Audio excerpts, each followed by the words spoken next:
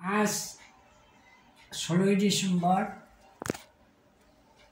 আমরা যদি বলতে চাই 16ই ডিসেম্বর অর্থাৎ 71 সনের ডিসেম্বরের মাস, এই দেশে মুক্তিযোদ্ধারা যুদ্ধ করে দেশ স্বাধীন করতে চেষ্টা করছিল, কিন্তু শেষ পর্যন্ত ভারতের সহযোগিতা প্রয়োজন হয়েছিল।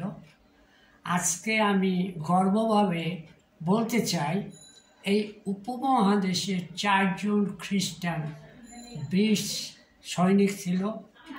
তার মধ্যে লেফটেন্যান্ট জেনারেল জ্যাকব, ইস্ট কমান্ডের অধিনায়ক,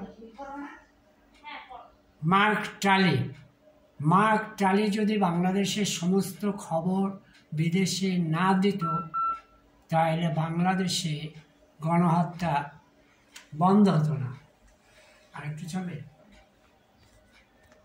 সুন্দর।